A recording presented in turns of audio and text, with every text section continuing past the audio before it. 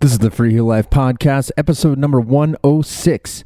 I'm your host, Josh Madsen, coming at you from the Freeheel Life shop in Salt Lake City, Utah. Welcome back, Freeheel Lifers. It's another episode, another week, another day, hopefully another ski day, and stoked to be here. Always good to be here with you Monday and checking in with, today I've got a guest, so I'm stoked about that. But first, a couple just quick little news items. Talked to Taylor and Miles at the shop. They said things are super stocked up right now, but going fast, kind of heading into the Christmas season. So be sure to get on it. If you're looking for boots, binding, skis, used gear, parts, used parts, we got you. Freeheellife.com, or you can go to the shop in Salt Lake City Tuesday through Friday, open noon to 7, open 10 a.m. to 7 p.m. on Saturdays, closed Sundays and Mondays. And if you need to reach out from afar, customer service at freeheellife.com. So check it out. Also, this weekend, Saturday, December 11th, Midwest of the United States, heads up. If you are near Plover, Wisconsin, head over to Oso Brewing. They're going to be doing a Telemark, Colorado film tour stop along with the Midwest Teledads. So shout out to Midwest Teledads and Telemark, Colorado. Psyched to see that they're teaming up for a little showing of the films, and good to see something in the Midwest. Also, our Midwest guy, Keith Opperman's going to be there at the show, so be sure to say hello to him.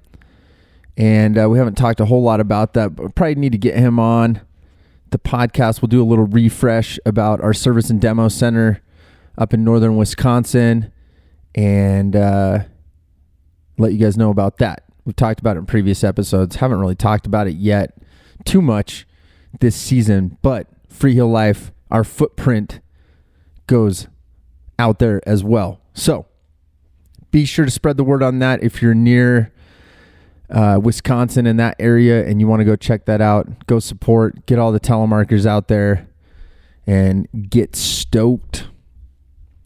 So my guest today, he's originally from Red Lodge, Montana. He learned to ski there at his local hill with his friends and was passionate about snow sliding from the start. His junior college days were spent in Northern California around Lake Tahoe, skiing and adventuring more. But by the early 1990s, he headed to the University of Utah in Salt Lake City to finish his engineering degree and get in some deep powder skiing. It was in Utah that he first borrowed some Telemark equipment and got started on dropping knees on the hill. He did a 2-year stint working for Black Diamond Equipment soon after the company moved to Salt Lake City as a quality inspector while he was finishing up school. But it was again in 1999 that he ended up at Black Diamond again, this time as a process engineer. During his time at BD, he was around for the Telemark binding innovation that started around the Pit Bull and went through such notable bindings as the Skyhoy, the Black Diamond 02, 03, and the Black Diamond 01. He was also there during the acquisition of Ascension skins, Sky bindings, as well as helped with setting up the factory for Black Diamond ski manufacturing. His experience in the outdoor industry spans decades, and his time at an important company during the heyday of Telemark is incredibly interesting and valuable to me. And I had a killer time talking to him, and I'm grateful to know him and call him a friend. So please welcome to the podcast, Joe Smith. Joe, my buddy, welcome to the Freeheel Life podcast, dude. How you doing? Dude, Josh, so good. I'm doing great. Thanks for having me, man. I'm so stoked. This will be like a good catch-up session. I feel like I don't talk to you that often, so this will be a good opportunity to see what's going on, you know? Absolutely. I'll try not to blow things up here, but yeah, I'm looking forward to it, dude. Yeah, no worries. Well, and I guess probably like a good little background on how we met. I thought that might be like a good place to start because you and I ended up on a backcountry trip together in Canada, and we were the only telemarkers. So there was this immediate bond. You know, we meet in the airport, and I know that there's literally going to be one other telemark skiers, and I'm like, okay, good. I'm not going to get too much shit from the rest of the group. Like, at least I've got one sole person I can rely on for friendship. You know, so, but yeah, that was a pretty sweet way to meet, man. And where I was trying to remember what mountain range that was, because I feel like, do you remember? This is hilarious. I think it's the Selkirks is where that is. Okay. I wasn't sure if it was the Selkirks or if there was like some other little swath of mountains out there, but well, it could be some micro range, but yeah, I think it's the Selkirks. Yeah. Well, I guess take me back. Where are you from originally, man? Because like we have. All right, wait a second before we go there. So the thing that blew my mind, I mean, okay, it was awesome. I had another telemarker, which I don't really care one way or the other, but it was awesome. But dude, I met you in Canada, and literally we both lived in Salt Lake City at the same time for years and never crossed paths. And my mind was 100% like blown up to realize that, you know, we were like probably miles apart for years and never really crossed paths. So anyhow, no, that's a good point. And that's what's interesting is, and that was part of the reason I wanted to get you on here, because I was, a mutual friend of ours, Joe Freeman. Shout out to Joe. But I was talking to him the other day, and I realized like there was all these other connections, because I met you through like literally in an airport in Canada, and then I've met him through like the shop, but there was kind of always this Black Diamond connection, which I obviously want to get into your time there. But yeah, we never crossed paths. Like, it was crazy. Like, I don't even know how that happened. I don't know. I don't know how that whatever happened. The world is small, but in some places the smallness isn't as small as you'd think. So. Yeah, but you're not from Salt Lake originally, though. Where are you from originally? No, so I grew up in Montana, Red Lodge, Montana. So small little zone, southwest corner ish, little ski hill there is where I grew up. So that was kind of my journey. You know, I lived 7 miles from the ski hill. I was the only person in my family that skied. So, but I did a bunch of it when I was growing up. I was an alpine skier to start, you know, like I think a lot of telemarkers, to tell you the truth. And, so yeah, that was where I grew up. And then, you know, from there I ended up going to junior college in California, and skiing in Tahoe. You know, that was kind of a big zone there, a bunch of ski racing and stuff like that. From there, ended up heading to the mighty University of Utah, where I majored in skiing and got a minor in materials engineering. So yeah, it turns out ski racing is not the most beneficial thing to add into any academic career, but it was really good. And so that was it. And then spent, you know, years and years and years in the Wasatch skiing. I was mostly a little cottonwood skier, lots of ski touring, a lot of time working at Black Diamond. We can hit on that later. And then probably about 7 years ago, I moved out here to Bend, Oregon, and I've been skiing in the Cascades for the last 7 years. Yeah. So that's kind of been the journey, or at least the Joe history ski journey, mountain journey. That's interesting. Yeah. I don't even remember if I knew you were from Red Lodge. That's a pretty cool. I've never skied there. I think the Beartooth's maybe the closest I've been to that zone, which is not that close, right? But I've been to Bozeman, which is not close to there at all. But it's only a couple hours away, but it's further than you'd think. Yeah, and same kind of corner of the state. How did you get into skiing? Just like through a school program? I mean, it seems like literally the one I know a couple telemarkers from that area, but like the one kid's like a rancher, you know, like, oh yeah, and yeah, I mean, he's just like, he's out like on a tractor most of the year, and then he's just like this badass telly guy. I mean, is that kind of the feel of that area back then? Mostly agriculture, and then there was kind of like a little ski community, and like, how did you get into that?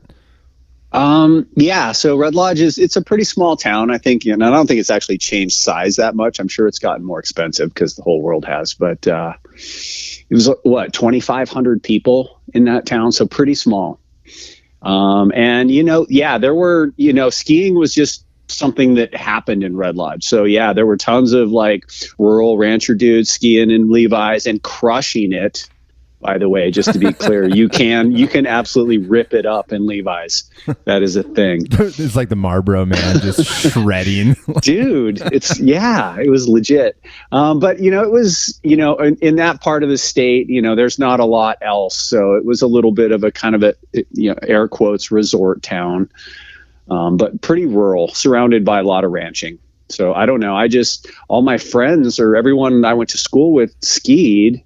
And so I was like, well, I want to do that. And, I didn't grow up in a super affluent family, but managed to cobble together just enough gear and cash to have a pass and hitchhike up to the mountain every weekend and do some skiing. So that was the deal. Simpler times, hitchhiking to the mountain. And honestly, until you said that, I was like, I kind of forgot that we all used to hitchhike to the mountain. No one would, like, if you told a kid that today, you'd be like, huh? Like, yeah, you did what? You just put your thumb out and someone picked you up and took you there? That's weird. It helps if you're only like 6 miles away. I mean, and you're pretty young and obviously ridiculously good looking. That helps. I see how it all went. Exactly. That's amazing, man. Well, so like when you went out, just to kind of track through that little journey, I mean, when you went out to California, did you have, like, were you trying to be around skiing in Tahoe, or were you more like Sacramento, like just NorCal, or did that like have no bearing on why you went there? Oh, dude, no, it was all about, my whole journey has been grounded in like skiing in general. At some level, skiing and biking are the two themes that continue to come up, but it was skiing. So yeah, I went to junior college. It was down the hill closer to Sacramento. I lived in Auburn, went to Sierra College. So, that was kind of between Auburn and Sacramento. It used to be a little town called Rockland. I'm sure it's just a giant suburb of Sacramento now, but lived in Auburn and just, it was great. Just 45 minutes down the road from Tahoe. And, really that's kind of where I got into ski racing, was when I was there. So we would just go up and, race different teams from different colleges and that kind of Nevada, California zone, little travel around, but mostly it was in Tahoe. Yeah. So, yeah, I mean, if you're only 45, so what is it Boreal that's at the kind of summit there? Is that the closest from where you were at, or where were you mostly skiing back then? Yeah. So, actually we started out at Donner Ski Ranch, which I don't even know if it's still called Donner Ski Ranch, but that's kind of where we spent the first couple of years ski training. And actually the last year I was there was at Boreal. Okay. But I think, that's the first thing you hit. Just past that was Sugar Bowl. And then you went a little further and then you could kind of connect into, the rest of the whole Tahoe scene. The Alpine Meadows and Squaw was probably the next closest thing. There's so many resorts there. My gosh. For people that have never been there, like, it's like you drive around the lake and it's like, oh, there's Homewood, or there's, oh wait, there's another ski resort. It's like, it's stacked and awesome skiing too. So yeah, in many ways it's kind of similar to the Wasatch. In terms of like just the amount of stuff around there. Not quite the same density, but there's quite a bit going on in that little zone. Yeah, that's true. Well, when you get to Utah, like, what? Not to date you, I don't want to date you, but since we're dudes, we can like do that, right? Like, I'm all cool with being dated. Carbon dating is probably what you're going to need at this point. I'm going to need a core sample to figure out how old you are. I'm core. Don't worry, I'm core. There's lots of samples. Oh my gosh. So what year did you get to Utah? Because this is always my favorite topic, especially like if people live here now, and I can say I'm in my 40s and I'm like, back in the day it was different, but like I'm imagining you got here at a time probably like what, early 90s, late 80s, early 90s? Early 90s. So I think I got there probably like 91 is when I showed up in Salt Lake. Yeah. Yeah. What was your first impression of, like, because you were one of the smart ones, honestly. Like, I look back and it's like the guys that moved, guys and girls that moved out here for skiing and got what was going on. I mean, you just enjoyed this fantastic era of like not a lot of people and a hell of a lot of snow. and oh yeah.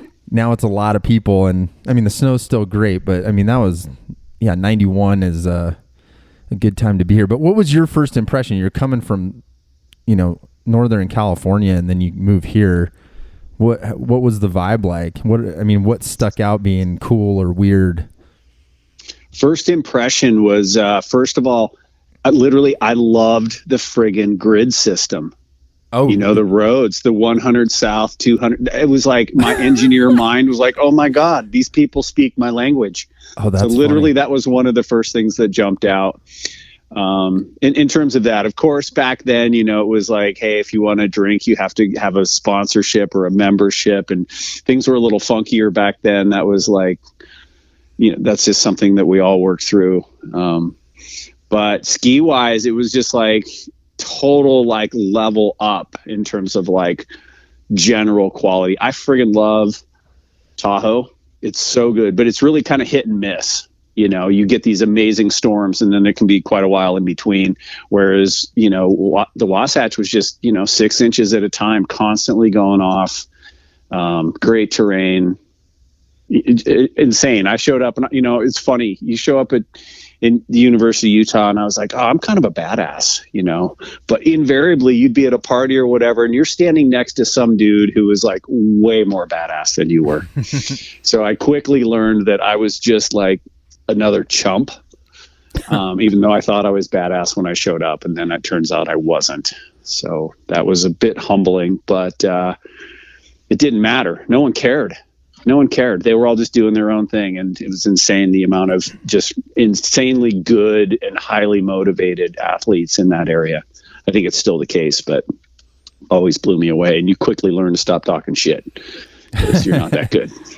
Well, yeah. And I mean, you think like pre-internet days too, like no one's spraying on the internet about how, there's no videos of guys or girls out there that of per se. And yeah, I can imagine you're at a party and there's just like all these people that are like, yeah, I ski. And then you go out and ski with them and you're like, oh shit, exactly. You're really good.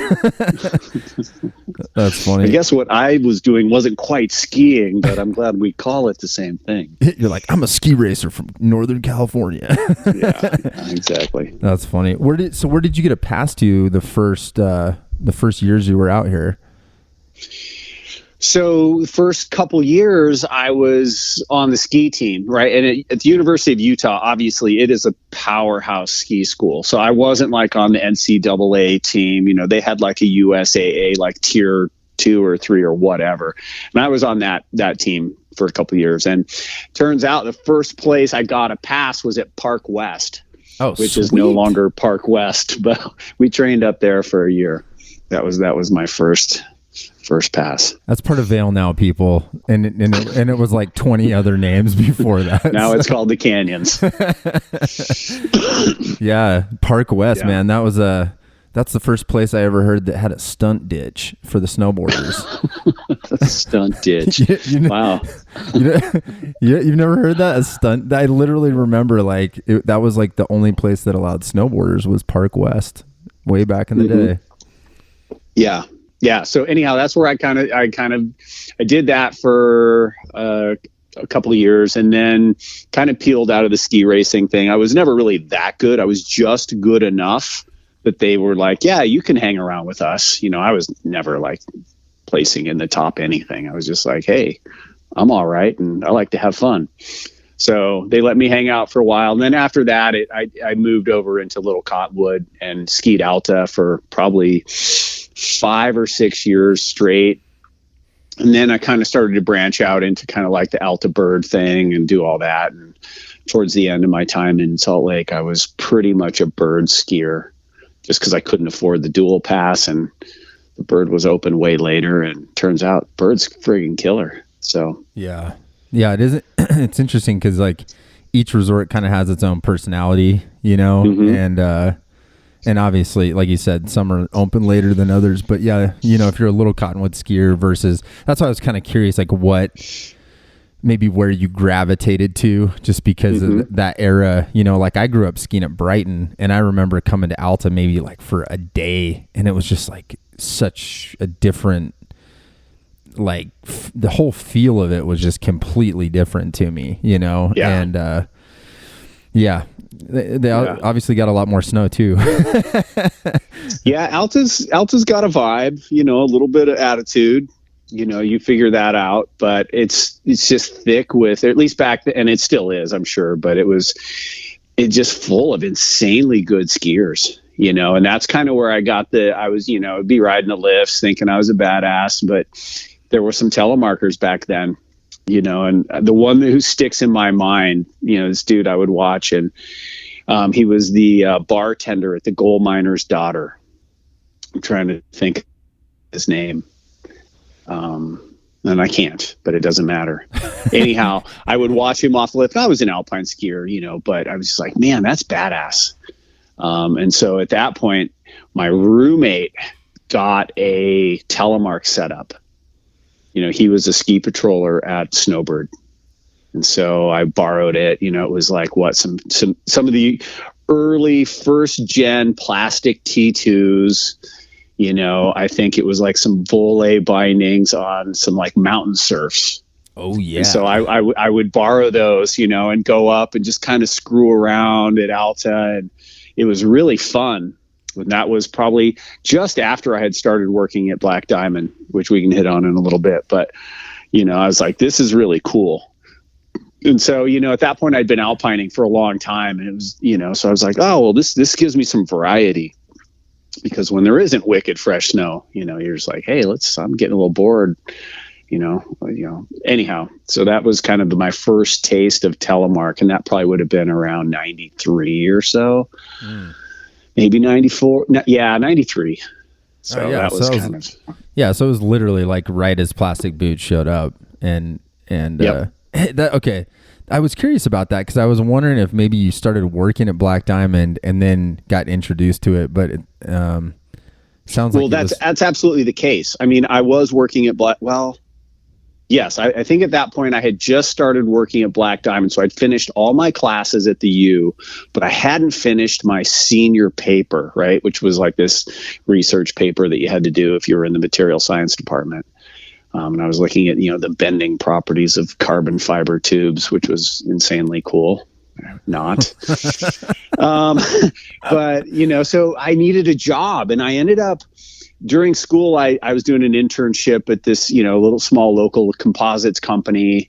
But then that got done, and I was like, crap, I'm not done with school. I need a job, but I still want to ski. So Black Diamond had just moved to town, and I literally had no idea what Black Diamond was. But a friend of mine said, hey, you should just go see if they have any jobs. And so I went in there and I applied, and I got a job as a quality inspector on the night shift. So perfect. I could ski during the day, finish my senior paper, and, you know, to make some money to fund my actual life. Yeah. And that's kind of how it started. And so, you know, from there, it was pretty quick. After playing with my roommate's gear, you know, I went down and talked to Elmo down in the warranty department, and they used to have a puppy box, is what they called it. And the puppy box was like where all the returns, they would just collect all the returns, and they would go in this box, and the employees would go ruffle, you know, go through this stuff. And so then I got a pair of, you know, again, first gen, like T1. So the kind of the black and purple rigs. I think I was on like Solomon, I don't know, like 7 Equipes or 7S Equipes or whatever, 205s with, pit bull bindings. That was my first. That was the first setup that I had of my own. And I friggin' loved it. It was so good. And I know pit bulls were a giant shit show, and there was a bunch of history there and a recall or whatever. But I loved the way that binding skied, right? Yeah. It was, I think, really the first underfoot, fairly active binding. And it was just like, yes. So literally I would ski around with extra springs and cables because I worked at Black Diamond and I had access to those. And so I rolled the pit bull way longer than I should have because it got recalled and all that. But I just loved that. And that kind of led down the path of other underfoot routed bindings and things. But that was my first setup. But before that, just to be clear, I got that because I got a deal. But when I was skiing at Alta, what I really wanted was the Arcos Extreme. That was the boot to have if you were a badass. Yeah, the leather with the plastic cuff. So cool. Yeah, no, I remember. But I couldn't afford it. That's so cool, man. And that's I'm glad you kind of described like Black Diamond in that era. It's like you didn't even know what it was, because and that's what's it's interesting. We probably walked by each other at some point because I'm thinking, like, I grew up in the neighborhood right below BD, and I remember, we moved into that neighborhood probably like 90, 91, 92, so probably the same time. But yeah, for people that have never been to the facility, I mean, it's like, I don't even remember what it was. I think it was vacant when we moved there, maybe even. And it used to be a shopping center. It was like a Swiss style shopping center. Is what it was. Yeah. Before Black Diamond bought it. Yeah, like people probably think like, oh, Black Diamond built this like Swiss chalet looking thing, but yeah, it was already there, right? Like, and it was like, and back then a lot of the buildings were still empty. You had like the warehouse guys on the end, but then there was kind of all these like vacant rooms, and then like the office, and then there was the Black Diamond store, which was way different back then because they kind of sold all sorts of. It was more like a normal gear shop back then, and anyways, just a different time, and it's interesting just to think about that. They definitely, and there was like the Crux, if you remember that. There was like the coffee shop. Oh, dude, the Crux Cafe. Crux Cafe. So good. We used to bust in there. So we'd go there for breaks because, I didn't end up on night shift forever, unfortunately. But what was his name? Brian Kawakami. He used to work behind the counter at the Crux. So our CFO at Black Diamond was his dad, Clark Kawakami. But Brian was the crustiest, like, young dude you've ever met. And when you go in there and we'd get our like cheesy potatoes and coffee. They used to do this cheesy potato thing. And it was super clutch. But anyhow, I'll never forget that. Yeah, the Crux. Yeah. It was a great little cafe. Oh, yeah. No, that place was It's cool to think back to that because I mean that was such you guys were older than me, but it was like, that was the first time I saw guys sleeping in their vans in the parking lot, and that's where they worked. And I'm like, what is this world? Like, this is amazing. These guys are like you said, you score the night shift and you're like just putting runs down all day, and then you got this job at night, doing, or what, it wasn't quality control. What were you doing? No, it absolutely was. Oh, it was I was just walking around, measuring stuff, signing off on people's work. Kind of, that was my job. Testing carabiners. That was it. It was absolutely just quality guy. I would just walked around and measured shit and tested stuff, and I did it on the night shift. Broke carabiners, make sure everything was good. And yeah. That's awesome. So when you graduated from school, did it just kind of like go into the next thing? Like, were you looking for some sort of like a composites job and like where? Yeah. How did the Black? Because you obviously ended up staying there for a little while. I mean, well, actually, I didn't. I didn't. So I actually did multiple tours of duty at Black Diamond. I quit a couple times. So after I actually finished my degree, which, trust me, in the 4-year degree world, I think I did at least 150% of that. Once I finished it, now I got all this debt, right? I got some credit card debt. I borrowed some money. Again, didn't have rich parents, so I had to fund my college thing on my own. So they didn't have any engineering jobs. So I actually left Black Diamond probably in 95. I think I was there for probably like almost 2 years and had to leave. And I went to a local company that made eyeglass lenses. Whoa. Composites was my thing, but it was really, about materials. So whatever. I made eyeglass lenses for a couple years for this really small company. At this point, it's been bought by like Luxottica, this giant eyewear brand or whatever. But did that. And it just wasn't working. It was too small a business. I wasn't learning anything. It was okay. It was a reasonable paycheck, but I ended up quitting that after a couple years and just going to South America for like 3 months with a bunch of friends, just to climb some mountains and do South America. Whoa. Down in Chile and Bolivia and that little zone right there, or Bolivia and Peru. Really, we didn't make it to Chile. So anyhow, that was really interesting. And then when I came back from there, it probably would have been like, I don't know, I'm thinking, God, let's see, I 93, 95. I was probably like 99. I ended up back at Black Diamond. Right. Turns out all those years of quality, or those 2 years, it wasn't all those. I had learned a couple interesting things that were still valuable to Black Diamond. So I ended up going back as a process engineer at that point. And I was pretty much focused on carabiners and, core climbing stuff. But, right after that is when Black Diamond bought Ascension ski skins. So that was kind of, my first real kind of dive into the product side on the ski side, other than using it. Of course, I was always, buying skis and using some. I think I did live through the whole Skyhoy thing and the Pitbull thing. Those were a couple different things that flowed through Black Diamond.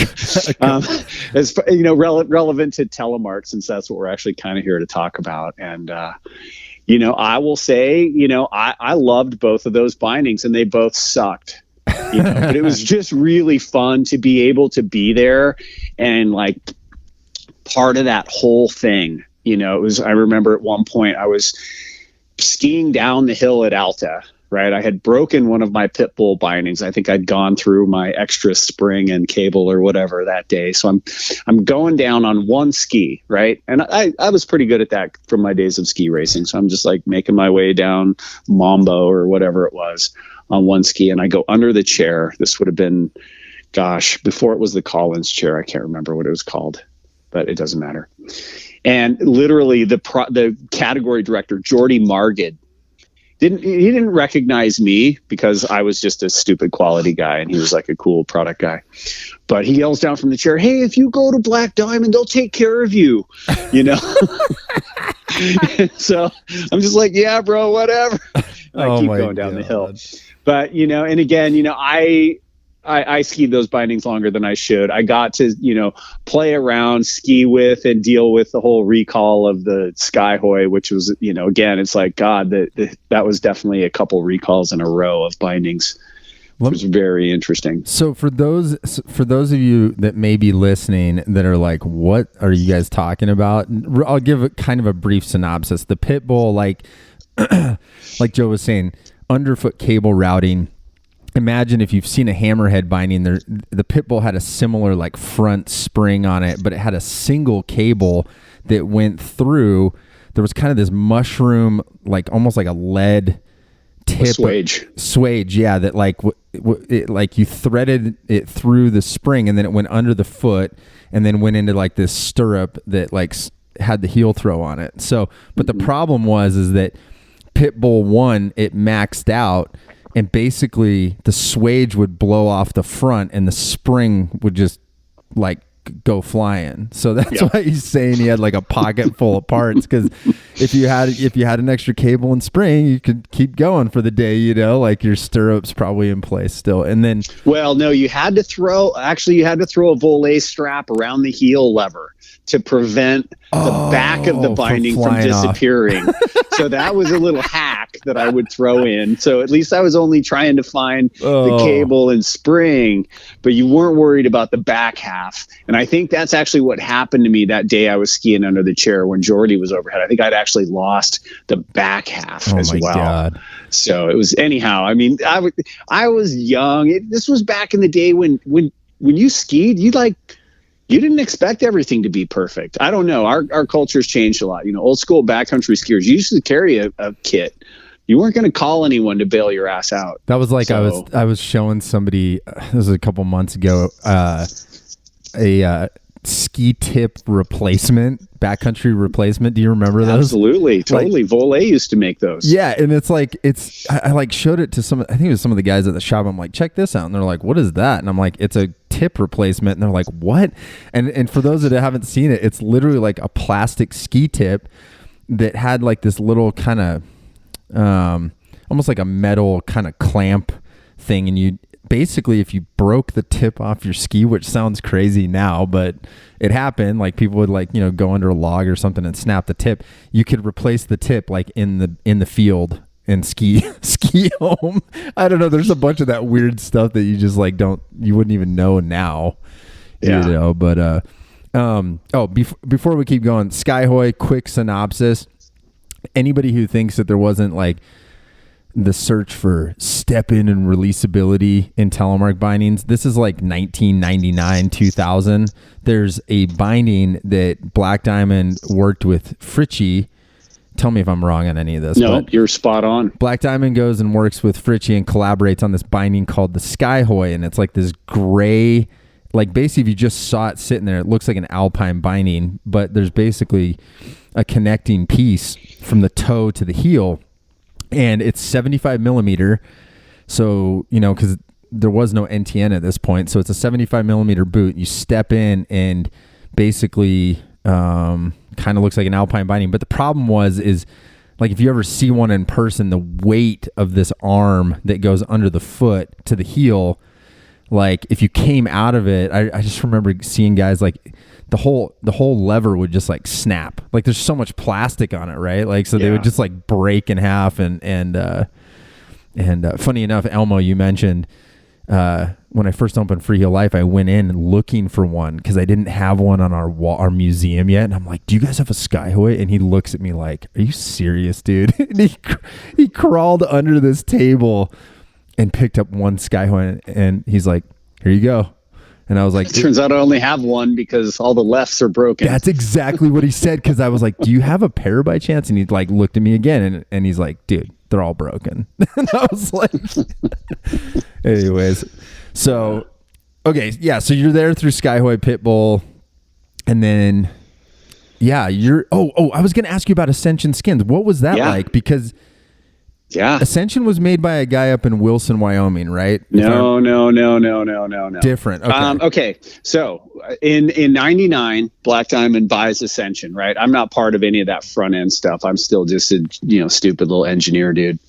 But bought it from a guy named Paul Hebert, right? Paul lived in Ridgway, Colorado. He did have a partner, Tom Youngst, who was up in Bozeman. And Tom used to be an old, he was a ski extreme dude. Guy. Yeah. So he was kind of part of the gig, but reality of it is Paul was the mastermind, and it was all in Ridgway. So, BD puts together this acquisition. I hop in, a U-Haul van with, there's four of us total that drive to Ridgway, spend a week with Paul in his tiny ass little garage. And this is where he's built this business. It's like, it's not a huge business. I think they bought it for $1 million, which means, I don't know, he was probably, you do the math, he's probably doing $200,000 a year in sales or something, if you do the multiples or whatever acquisition stuff is. So we go out there. Paul's this awesome, but super quirky dude, but smart, brilliant in this funky, like Asperger sort of way. We spend a week there and he just teaches us all about it. And it's all these little things. And it's, well, we do it like this, but when that doesn't work, then we do this. And it's like this, it is friggin' old world craftsmanship. It is not really this production thing. It's one guy with a couple temps doing stuff. And so we'd spend a week there. We load it all into a U-Haul van and move it back to Salt Lake City. Right. And then, myself, one of the guys who was there, again, Craig Hatton there was a big transition in the ski world. Jordy was the OG kind of ski person at Black Diamond. And then he left and went to the UC Davis or whatever. And Craig, his understudy, both of who I believe started out in the warehouse. This was back when you could do that at Black Diamond, and ended up in these roles. But I think Craig became the category director or whatever at that point. But anyhow, we all went there, spent a week, moved it back. Paul came back to Salt Lake a week later after having like gallstones. This another story, doesn't need to get into. Anyhow, we set this thing up. We do some training, lots of training, as much training as you can do. But it's, again, it's a lot of art. This is not like, here's this dialed machine. You put this in the end and it comes out. And it turns out, one of the comments he made is you're basically putting glue on carpet. And that was basically where we started. And so, it's funny. I've listened to a couple of Dosty's things over time, and I friggin' love Dosty. That guy is money. Don't ever part ways with him.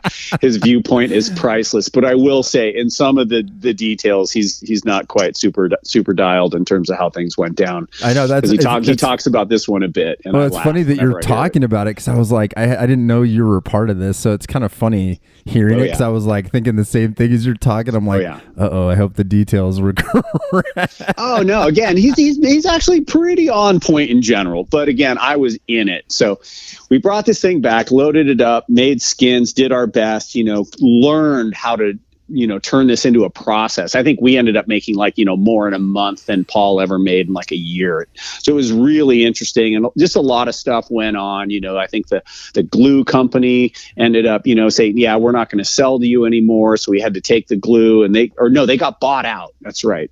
It was like, anyhow, I won't tell you the names of the company. They got bought out. Different company inherited this business, but the recipe was a little, volatile. So there was just many years of actually turning this into a process. And at the end of the day, I will still say ski skins are a bit of magic. It is not just this thing, you get it right or you don't. I mean, yeah, you can go the Pomoka route and put crappy glue on skins for all of time, which they do. And we've all dealt with those. But if you want that thing that really works, that there's magic there. And a couple people have gotten close. I think G3 does a great job at this point. I still think that, BD in many ways, although even recently they're having some challenges. So it's not easy. And there's a lot to it. I won't get into skin construction, but that was the thing.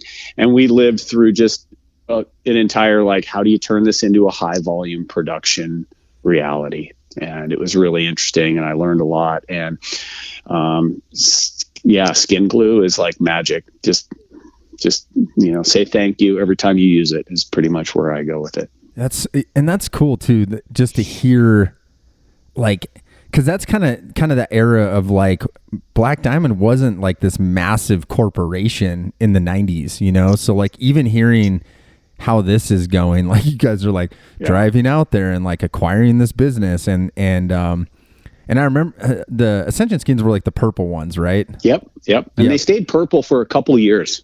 Yep. And they came in that funky kind of little pink kind of little sack, like a drawstring bag. Yep, yeah, absolutely. I remember that was the first pair of skins I ever had, and they had kind of that funky green tip, kind of rubbery tip that pulled over the top. Absolutely, little stretchy tips. Yeah, and they did backcountry shovels and a couple other things, but really it was the skin company that we bought. We ended up killing all their plastic shovels and pretty much the rest of their product line over time. Wow. That's so cool that you were there. Yeah, what an interesting experience. And that was probably one of the first companies that they kind of started picking up, I guess. you know, that. Oh, dude, I was there. I got another one for you, man. It just keeps going from there. Because I definitely, and I'm going to put it out there, I definitely want to hear the sky binding story. There you go. Sky Alpine, baby. Okay. Is that where we're headed? Because I really want to hear this one. That's where we're headed. Okay. You have to go there. Hit me with it. And so this was an interesting one, right? The Ascension thing was great. We learned a lot and continued to learn. That was really challenging. You know, we had to rebuild the equipment that he had made. He designed it from the ground up. Again, Paul Hebert was this interestingly brilliant dude, but didn't make super robust equipment. So yeah, at some point, it was probably, I'm going to say 2 to 3 years later, I can't quite remember when it was. Sky Alpine was the next acquisition, right? And the guy who ran that one, his name was Ted Aliff. And he had split off from G3. So there was a little bit of bad blood with G3 as well. And what we ended up buying was his company, which was this binding, right? And this was back in the day of beta testing, right? Hammer, Russell Rainey kind of pioneered beta testing, which means, hey, I can only make 500. So I'm going to sell those this year and figure out what I got wrong. And then I'm going to make 1,000 once I figure that out. So they called that beta testing, which sounds awesome, but it turns out that was just where we were in the maturity of the Telemark world. Black Diamond never beta tested anything. They just went straight to recalls mostly. So anyhow, bought this company, right? And it was a few things. It was a binding, right? It was a really cool underfoot routed binding, really unique. He'd made, again, a couple hundred pair and had them out for beta testing and a lot of awesome feedback and all that. He had also probes and ski skins. So there was more to this than just the bindings. But, of course, BD makes the move. We buy the company, instantly get into a product recall on these bindings. Right. Turns out this underfoot cable routing, whatever plastic we were using was blowing up. The risers themselves were just blowing up where the cables were you'd bottom out the springs. Like every recall in the world has to do at this point with bottoming out springs. Whether it's the Pitbull, the Skyhoy, you name it. It's like, okay, we're trying to deal with springs over this really dynamic size range. And it turns out we bottom them out. We spike all the loads in the system. So we bought this thing and instantly got into recall mode, like literally year one. I think he had sold his beta run, and that's when he sold the company. Friggin' brilliant, by the way. Good timing. Dude, I'm sure just to be clear, I am sure that Black Diamond did not just stand by and deal with this. I have no doubt that the lawyers were involved. But regardless, from my end of the world, it didn't friggin' matter. I was the guy who was building the bindings downstairs, onboarding the skiing, building the probes, all this stuff that we bought. It was my job to integrate this into our production world. So that spun off into the redesign, which became the 02 and 03 from Black Diamond, which will look a lot different than the original 02. Although I will say different. The 03 binding, if you look at it, actually looks very similar to that Sky Alpine 02 binding. I was going to ask you that because I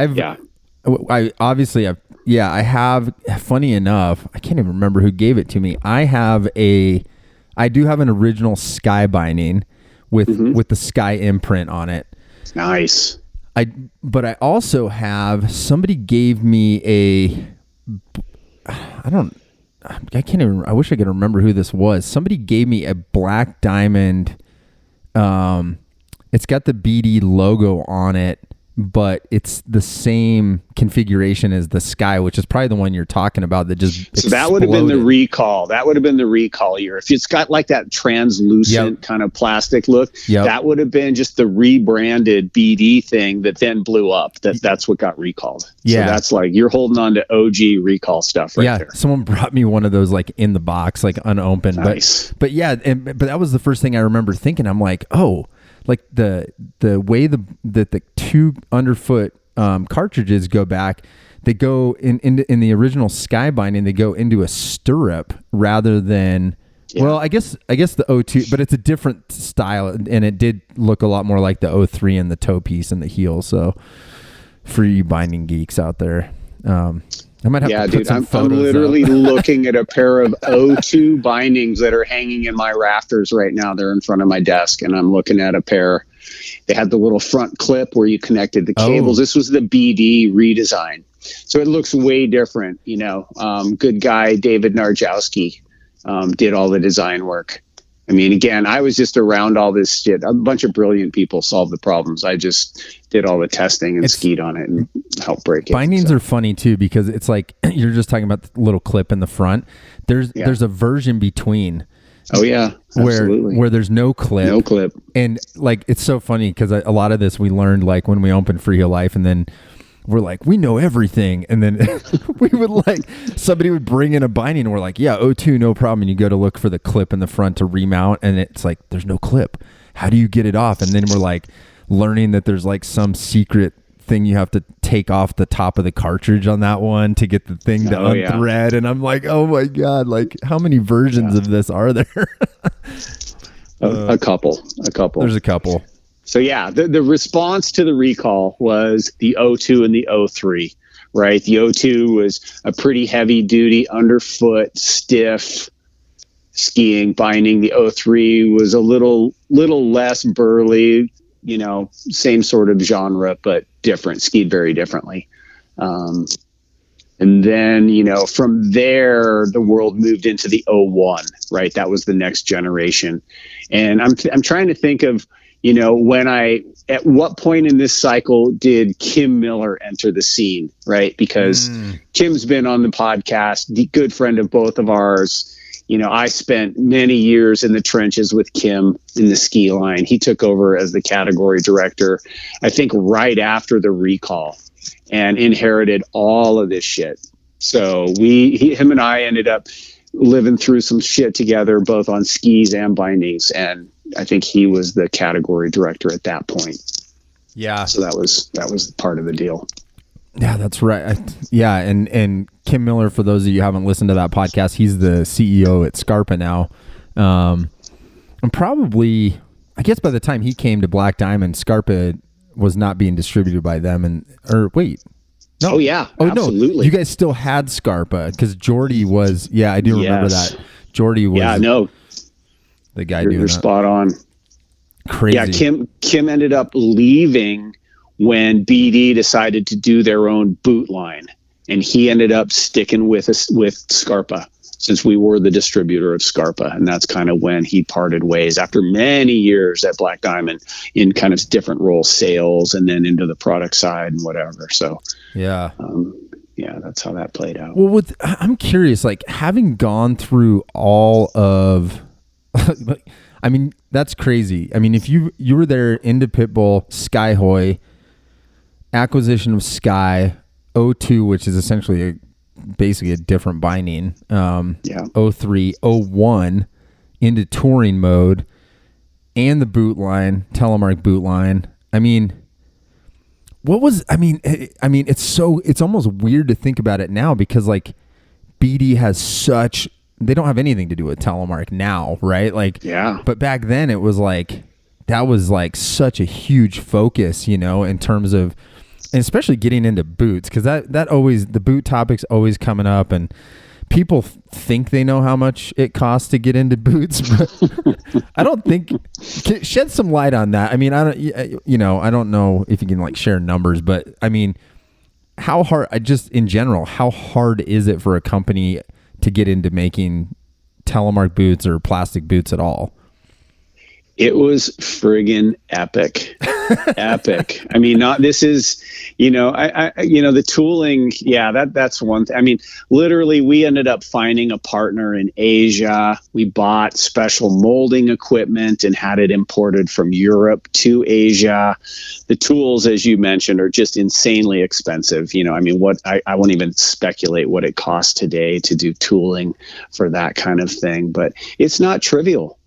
And it's funny, my wife, who, by the way, is a friggin' amazing Telemark skier and a stone cold crusher, is always complaining, oh, how about women's? I want more of this. I want more of that. I was like, you know what it costs? You would lose money for 10 years before you paid that tool off.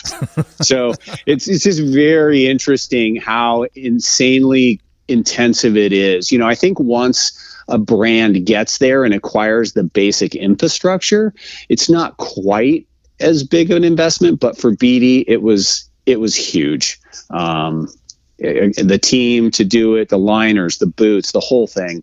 Again, David Narjowski, same guy I worked with on the 01, 02, 03. He led the whole the boot design project. So interesting project, super complex. If you ever are doing boot testing, all I will say is take a spare pair. Don't ever go to a powder day with a pair of test boots. Yeah. So and I learned that. And you guys definitely took an interesting direction. I mean, things that stand out with when BD came out with boots is the custom, like at a 130 flex. Nobody was really, I mean, you had the T-Race, but like the custom, in my mind, kind of stood out as like, that was like the beefy boot. And that was kind of interesting that they did that. The BOA liner, that was a super interesting feature of all the BD boots too. 'Cause everybody had like moldable liners, but these were moldable and had a BOA system. I don't know. It's just, interesting time. It's crazy to think that those are floating around somewhere, actually, the molds, which is super wild. I actually got approached about like if I wanted to buy them a couple of years ago. And I was like, no. I'm like, I don't, first off, it's all 75 stuff, but I'm also like, I don't even know what I would do. Like, how do you start a boot company? So they're floating out there somewhere. And other people have been pitched about it too, as I'm sure you would expect, but it's kind of funny. Yeah. What do you, having been through that, boots, bindings, skins, all this stuff. I mean, where do you see it going? I mean, just like as someone who's been in product, and I mean, you've got a pretty unique perspective because there's really not that many jobs where you would have gone through, somebody else would have gone through what you went through in terms of being around Telemark product. I'm just kind of curious, like, do you think somebody else will ever step in and do that, to that level? Or, I mean, it's just the snow sports world's obviously changed a lot since then. It's not like guys are driving, a U-Haul van, like you said, and acquiring companies out of garages as often, especially boots and bindings and that stuff. Yeah. It's interesting. And I guess my take is, will someone else dive in? 100%. Where is kind of the interesting thing? And I see it more on probably the binding side. And when's it going to come? It's going to come from additive manufacturing, right? This 3D printing, when you don't have to buy tooling for everything, when you can really just innovate on a small scale and you don't have to buy a lot of inventory. So we're still working through some of that technology, but I'm telling you, just the passion that lives in the world of Telemark, 100%, trust me, the Meijo team, they're not making money. They are not making money. Whatever Pierre's doing, he ain't making cash. He's like bleeding his soul into this thing. And he's like, probably like, God, my wife is probably about to divorce me if he's married. I don't know the guy, but the passion is there. I mean, you did a podcast not too long ago about all the people like hacking boots. This community is passionate. So it's not going to go away. Are big companies going to invest in it? I doubt it, because I think that's just, there's some inertia there, and they're just too beholden to stupid people who make poor decisions in short time frames. So you'll see the passion drive it, is what you'll see, and 100% you will. I'm still primarily, 90% of my quiver is still 75 million. I think, you and I've talked a couple times, or at least texted or whatever, I started to open up into the world of NTN last year, which was kind of super interesting, way different feel. It's just, but you quickly figure it out and you're like, okay, I can figure this out. I still go back and forth. I don't find that I can only ski one type of anything. And I'm so deep into 70, and I have a pair of literally black diamond push boots sitting right above me next to my, Scarpa TX Pros.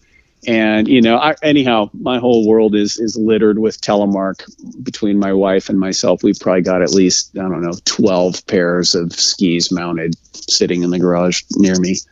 So, but I think that it's going to happen. and it'll be some small group. It'll be someone at 22 Designs. They'll figure out that they don't want to buy and machine everything, and they'll somehow figure out how to get into the 3D printing side will be the future of this industry. So people don't have to go so deep in terms of tooling and things. And you're going to see crazy innovation is my that's where I say it's going. That's interesting. Yeah. And you, from an engineering perspective, like that's what I don't have, like I'm just, it's cool hearing that from you because, I think Dossie actually, I'm trying to think what he posted. There was kind of a DIY article that we put up on telemarkskier.com not too long ago, and I think it's Jason Quintana is the guy, and I believe he might have been the guy that kind of worked on Flicklock back in the day. I can't remember. There was some BD connection. Anyways, but he's like literally making all these crazy NTN tecto bindings and 3D printing stuff. Yeah. I mean, and like you're saying, I mean, it's super interesting. Like, yeah, I agree. I think you said it right. Like the big companies, they're moving at totally different pace, different direction. I don't think there's any need to like expect them to be the savior, but yeah, if people can take ideas and put them into motion and then figure out how to do smaller runs, yeah, I think there's the innovations there. The boot thing is the thing. That's kind of why I'm glad you just explained how like heavy of a load that is to pick up. And I'm kind of curious if there will ever be a time where you could actually make a boot kind of along that philosophy of lower numbers and not as high a cost, but I don't know. Who knows? The answer is yes. I don't know when. The challenge then that we're going to run into is, 75, again, I listen to way too many of your own podcasts. So no, that's cool. I'm laughing, but the 75, the challenge with getting rid of 75 is that it 75 addresses the entire spectrum. NTN can't hit the small sizes, can't hit the real big ones. And that's where it gets funky. So even though if you could make a boot, can you make a system that will engage with that sizing is kind of where it's going to get a little funky. So I'm really interested to watch how the innovation and, the norms kind of align over time, because otherwise you're just going to exclude certain sizes from even being able to participate. But I don't think that'll happen. Again, I think the passion of the community will solve that problem. So I'm interested to watch that. And you're going to watch these things kind of come together. And trust me, every boot manufacturer in the world wants to get away from tooling. If those guys could print, they would. And I wouldn't be surprised if they go there sooner than you think, because it's so limiting in so many ways. Yeah. So, again, the world of additive manufacturing will continue to keep this sport innovative. I'm so confident. Yeah. No, that's cool to hear from you, man. Because yeah, like I said, you bring in, and that's why I wanted to have you on the podcast, is just because your unique perspective of like what you've lived through. And on that Canadian trip, it was like just talking to you and then realizing like, oh my God, this guy was there. It's his fault. Shit. Yeah, just to be clear, it probably is. So tell Dosty that bad glue he got is probably my fault. That's fine. I'm cool with it. I really want to have a beer with that guy one day, just because I love his style, man. He's so classic. Oh man, I know. I have to be like, yeah, he's not going anywhere. I'm trying to keep him chained up so he'll keep coming. I actually. Yeah, that's what we should do. We should probably get a podcast with all these old heads that were around a lot of this stuff, and then like reconcile the story into like one actual truth. No, then we're into the world of fake news. Don't go there. There is no one truth. It's better if there's like all these cool stories than one truth. The stories are way more fun. No, the oral history is pretty funny. That's good. Well, man, we've already blown an hour. That was awesome. That was like the coolest, just to hear some of the stories. I really appreciate you digging deep on some of that stuff. And all right, well, I'm not gonna let you off the hook quite yet. Okay, because there was one other phase of my time at BD. Oh, there was? That was the skis. Yeah, absolutely, ski side, right? Oh, so dude. I turned into a product developer, right? That was the next role I took on, and I moved us out of Atomic and into our first Asian OEM factory. That was my first job as a ski guy. Of course, so we chose a factory that was pretty much a pile of bricks. They were building the factory when we made this move, but I got to do that. And then I got to build a ski factory for Black Diamond, which we ran for a few years and then closed. And the reason I'm going quickly is because we're going to run out of time. No. We've got time. I just didn't know about this.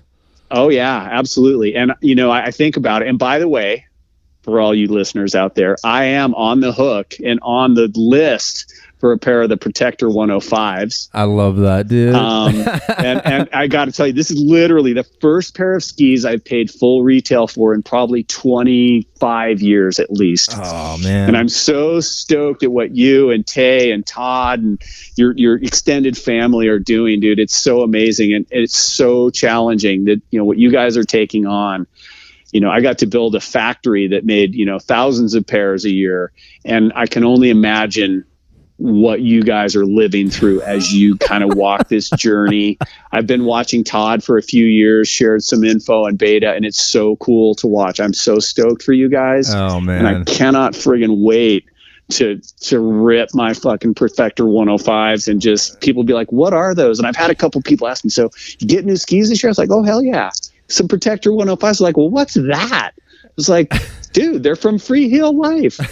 I love that. Anyhow, no, that means a lot. Guys. No, that I didn't even realize. I guess maybe I did realize that you were in the ski thing. I didn't even think about that, but having done that on a large scale, I mean, honestly, I'll just say it like that project. We've dipped our toe in many times, and I brought it up like 2015.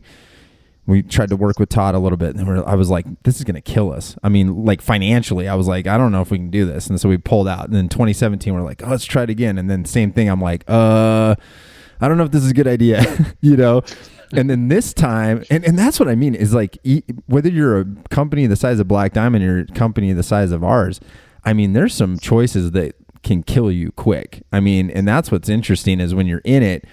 And, I think the coolest part about this is we took charge and like bought all the machines and actually were like, okay, like we're going to have our hands on every project.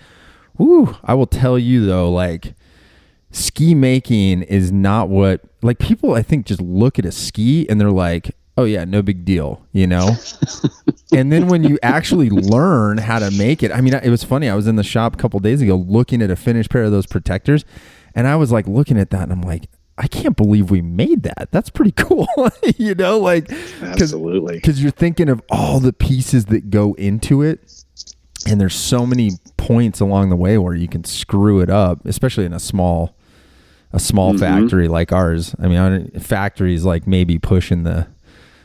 Oh no, it's a factory, dude. Don't sell yourself short. I'm the guy in Ridgeway. Same problems. Trust me. It's actually in some ways almost more challenging at really low volume. So because you don't get any statistics, you don't learn. Anyhow, super stoked with what you guys are doing. I got to play that game. That was one of the reasons I studied composites was skis and bikes, and I got to make skis. And I have some sweet custom skis that I made for myself and. It is a labor of love, to your point, man. It is. There's so much more that goes into it than anyone would think. Yeah. It's amazing. I'm curious. Yeah. And yeah, no, we're not going. I mean, there's not like a time limit on this, dude. We just talk however long we want, bro. It's all good. I got all night. I'm glad. I'm good here. I know. I'm glad you're like, nope. We're going on. This is what happened next. No, but actually that's funny. So if you're at Black Diamond early 2000s. So you said you were at the Atomic Factory. A lot of people I don't know if people realize that are listening. A lot of the skis you're on are probably made in like these big factories like Atomic, Elan, Blizzard. Where they're made now. The BD skis are made at the Blizzard where they partner up with Blizzard at this point. Oh yeah, there you go. So which skis were coming out of the Atomic Factory? Was this like the Havoc or is that later? I'm trying to even think. No, yeah, it would have been, gosh, there was a journey there. So it would have been, the Havoc, the Mira, the Archangel, the Verdict, the first Verdict. Again, a lot of those got remade as we shifted factories, but that was kind of what was coming out, the crossbow, those came out. Remember those? The asymmetric, the right and left skis. Those were friggin' awesome skis. Yep. Unfortunately, you'd hammer the inside edge because of the Telemark thing or whatever. So, but anyhow, so that was the thing. And, so yeah, very, very interesting to move that to Asia. I will say, as a product developer, I didn't get to have a whole lot of input into what I thought about the product. My job was to get it made, right? To execute on the design, the vision. And I will say, this kills me, but I didn't love the skis. I didn't love the skis that came out of our first Asia factory. It was interesting. Was that so that was the transition from out of Atomic. So our first year, I must have spent 5 or 6 months in Asia that year. It was crazy. I got a lot of frequent flyer miles. But that launch would have been, again, we redid the Havoc, redid the Verdict. We came out with the Kilowatt, and let's see, what else do I have here? The Machine. There was just a full lineup. The whole thing, and it was awesome to be deep in ski construction and working with, Jack and Bernard, who were our partners, these two guys. So this French guy, Jack, and this Taiwanese guy, Bernard, had started this factory called Compositech, and they'd done a couple of snowboard factories before. Great guys. Yeah, challenging as partners, but really fun people, especially if you want to go out and party. But so went there, did that, at that point, my good friend Tumas Loxo, who's now up running DPS. Yep. Up in Ogden, he was the category manager at that point. So he was kind of, him figuring out what was good, what was bad, or not good or bad, but whatever, kind of making the calls. And I will say it was a tough line of skis to love for a couple years, if you were a BD Zealot. Oh, the Zealot. That was another ski that we did, that big ass brown thing. Oh yeah, I remember that one. So anyhow, it was great work. I didn't love the output personally as a skier, but that wasn't my role. So that was interesting. And then, transitioning into actually building your own factory.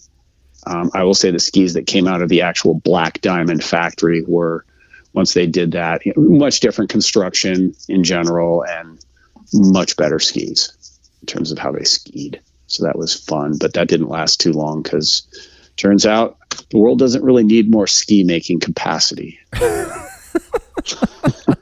It's changed. You just think since you've gotten in it, I mean, just the outdoor world's changed a lot in so many ways. And, it's interesting. Yeah. The business of it. And I mean, there's so many other factors that obviously go into it, but yeah, it's crazy to even just hear how many, I didn't even realize all those changes happened, from one ski.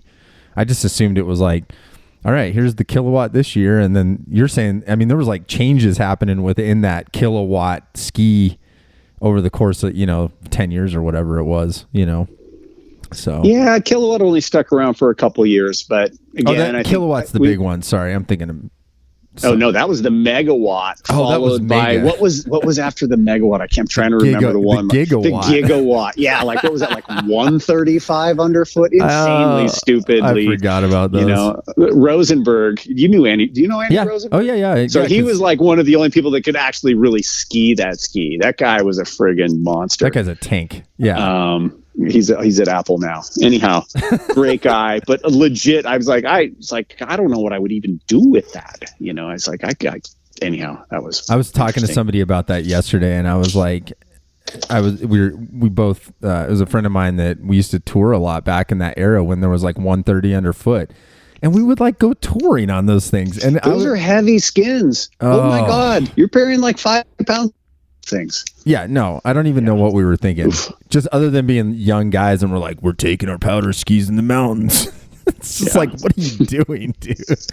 I just remember my hip flexors hurting a lot trying to lift that every step, just being oh my God, this is terrible. Yeah, I'm sure Kate would take care of that for you now. Yeah, no, for sure. I've got some help. It's got some backup. I love it. Well, before I want to make sure there's nothing going on in the story here that I'm cutting you off too soon. No, that's it. Again, at this point, I still Telemark until my knees tell me I can't. It's still the best turn. I love it so much. And, it's funny, at Bachelor, so now I'm in Bend, Oregon. The mountain I ski is Bachelor. Obviously, the ski touring here, you spend a lot of time walking. So I'm getting really good at the long walks. But, still a solid crowd. They're still a legit Tele contingent, I would say when I look at what's happening in the lift line, I probably still see a bit more 75 millimeter than NTN. But I think that's to be expected. Again, there's people buy this stuff and I think they hang on to it for quite a long time. But I'm watching that slowly change as well. You're watching that shift happen as new people come in, but people are still out there doing it. We're not kooks. Yeah. Well, I'm a kook, but most telemarketers aren't kooks. So it's fun to watch. I love doing it. It's such a great thing. And like I said, I have an amazing wife who's just insanely good telemark skier. So that's super motivating. And yeah, we have a lot of fun still doing it. So I love that, man. I'm not walking away.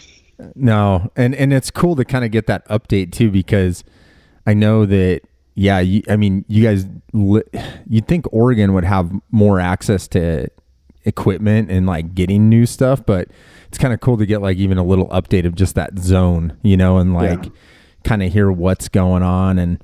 And yeah, like all over the place, there's these little pockets of telemarketers out there that are doing it. That's what gives me, and hearing your side from the product side too, is like, just, I think really the belief in the community that problems are going to get solved, whether it's like new equipment or even just people going to the hill locally and like you see them, I think that's what always gives me hope too, is that it's alive and well wherever you go. So yeah, 100%. I love it, brother. Well, hey, thanks for taking so much time to talk and run us through some of that history. And like I always say when I talk to guys like you, I'm like, probably going to have you back on to do a deep dive number 2, because I'll probably go back and listen to it and be like, oh, now I got a lot of other questions about this one thing he brought up that I don't know about. So dude, sure whenever you want to talk, you got my number. Happy to journey. It's been a messy one, but so good and so fun. So I'm always there for you. Awesome, man. All right, brother. I'll talk to you soon. Sounds good. Later. Bueno. Always good to talk to my buddy Joe. And I just, it's so funny because when I was first trying to get him on the podcast, I think some of these, I've said this so many times, and it's like, I think certain people are like, why, what am I going to talk about? And Joe, like we said, we met on a backcountry trip.